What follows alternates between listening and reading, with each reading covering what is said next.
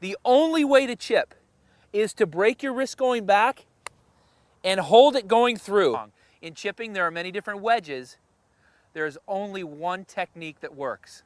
It's called the hinge and hold. You have to break your wrist going back and hold it going through. If you stop your hands at the ball and the club keeps going, it is impossible to chip well.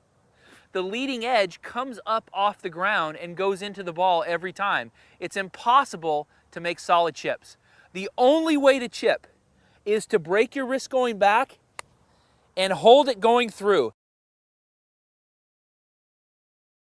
Now I have to accelerate my hands into the finish to be able to hold off the club.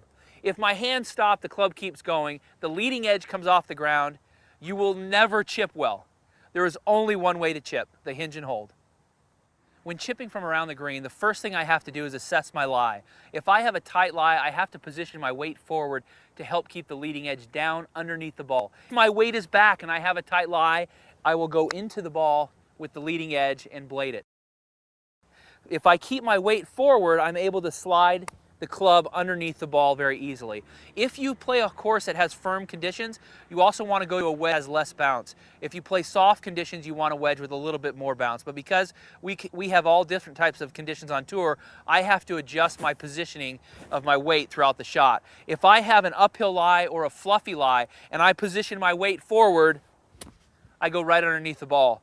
I then have to put my weight back, which helps level out the bottom of the arc, making these shots simple.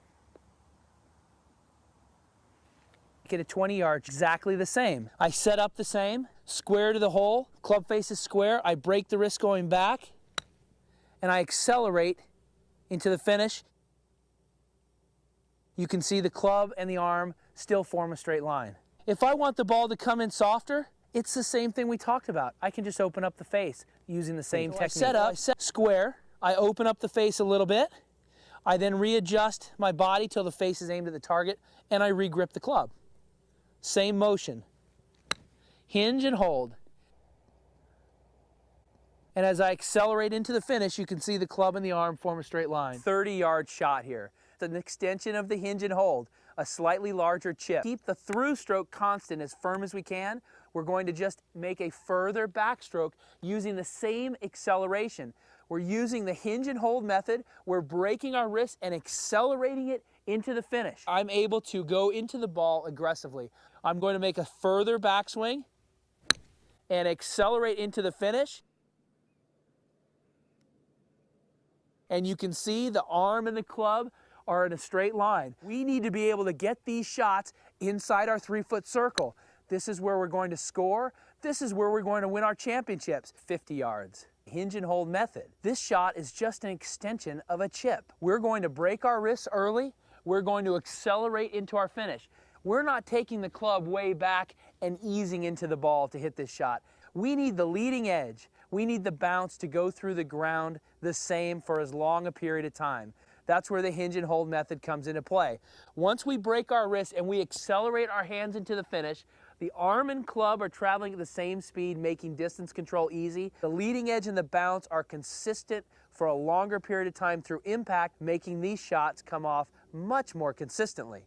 I'm going to hit a 30-yard shot where I break my wrist and accelerate through, and you're going to see how a 50-yard shot isn't much different from that one. We get back to 50 yards, all we're doing is going back slightly farther, and we're still accelerating into the ball. This 50-yard shot is going to look very similar, only a little longer backswing. We're able to make consistent contact and have these 30 and 50-yard shots feel like chip shots because our goal is to get each one of these inside our 3-foot circle.